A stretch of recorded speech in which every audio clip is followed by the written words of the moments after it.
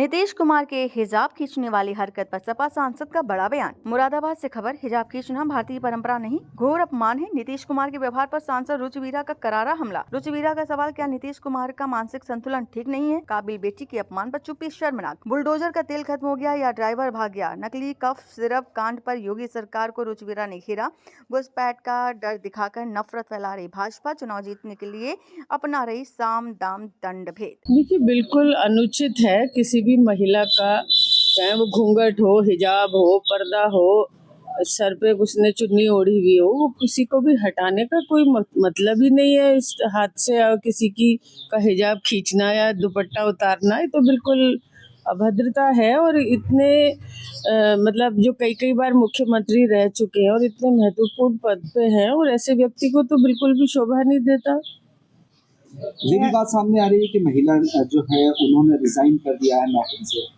हाँ, नहीं, ये उन्होंने अपने स्वाभिमान के लिए और उन्हें इंसल्ट फील हुआ, और जो कि एक योग्य थी किसी जॉब को पाने के लिए, उसने उसको जॉब को छोड़ते हुए भी क्योंकि उसको अपमान महसूस हुआ।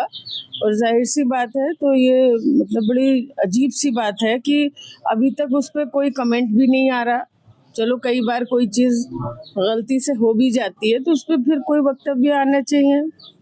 बल्कि जो बिहार के जो वरिष्ठ नेता है उनकी तरफ से स्टेटमेंट आया है कि कोई फर्क नहीं पड़ता नौकरी छोड़िए। तो ये तो फिर इतने जिसका मेंटल स्टेटस ये हो, अब उसके बारे में तो कुछ कहना ही फिजूल है।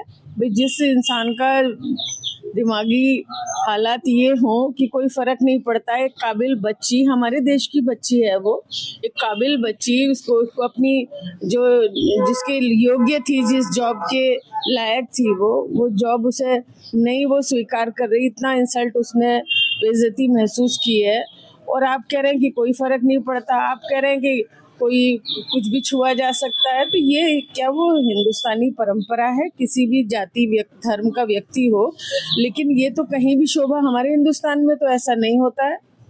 मैम, मुख्यमंत्री योगी आदित्यनाथ जी का बयान आया है कि कोडिंग कंप्यूटर मामले में जो गिरफ्तारियां हुई हैं उनके समाजवादी पार्टी से संबंध उजागर, तो ये कोई नई बात नहीं है कि हत्याक्रिय माफिया गैंग के समाजवादी संबंध कुछ हुए। क्या कहेंगे इसको लेकर? देखिए, 11-12वां साल तो केंद्र में चल रहा है सरकार को, और 9वां साल शायद 9 पूरे ही हो गए यहाँ उत्तर प्रदेश में चल रहा है। और जिस दिन से ये कफ सिरप कांड हुआ है और बच्चों की जानें गई हैं, निर्दोष बच्चों की जानें गई हैं, उस दिन से ही समाजवादी पार्टी निरंतर उन कफ सिरप बनाने वाले माफियाओं के खिलाफ कार्रवाई की मांग कर रही है।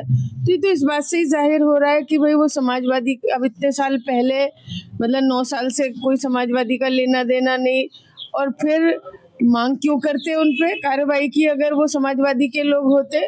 और सबसे बड़ी बात ये है कि योगी आदित्यनाथ जी वैसे बुलडोजर बाबा के नाम से जाने जाते हैं। अब पता नहीं चल रहा कि उनके बुलडोजर का तेल खत्म हो गया या उनका ड्राइवर भाग गया, जो अब बुलडोजर नहीं चल रहा, बुलडोजर की कार्रवाई नहीं हो रही। दोषी होता है।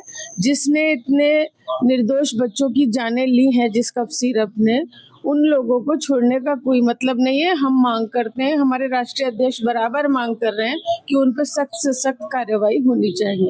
प्रधानमंत्री जी ने कहा है कि बंगाल में घुसपैठियों को टीएमसी का ताना प्राप्त है और बंगाल को जंगलात से मुक्त होना होगा। क्या कहेंगे? देखिए, ये तो जो घुसपैठियों की बात कर रहे हैं, ये तो एक मतलब एक डराने के लिए, एक भय का माहौल बनाने के लिए, एक नफरत पैदा करने के लिए इस तरह की चीजें होनी हो। तो उत्तर प्रदेश में भी डिटेंशन सेंटर बना रहे हैं। यहाँ कौन सा टीएमसी का संरक्षण प्राप्त है? यहाँ तो भाजपा की सरकार है, यहाँ डिटेंशन सेंटर की क्या जरूरत आ गई? ये तो सब जगह ऐसे ही कर रहे हैं। अभी तक इन्हें कहीं कोई घुसपैठिए मिल नहीं रहे हैं। ये सिर्फ और सिर्फ जो गठबंधन का वोट है उसे कम करना चाहते हैं, क्योंकि जो पिछले दिनों 24 में इलेक्शन हुए उसमें जो सीटें गठबंधन ने जीती हैं, विपक्ष ने जीती हैं, समाजवादी पार्टी ने जीती हैं, उन सीटों पे वोट किस तरह से कम करे। इनका तो ऐसा है कि साम दाम दंड भेद कोई सी नीति अपनाई जाए और चुनाव जीता जाए, चाहे वो ईवीएम से जीता जाए, वोट काट के जीता जाए, सीए एनआरसी करके जीता जाए, एसआईआर करके जीता जाए। इनकी तो सिर्फ ये रणनीति है और कुछ नहीं। अच्छा, मुरादाबाद से रेहान अंसारी की रिपोर्ट।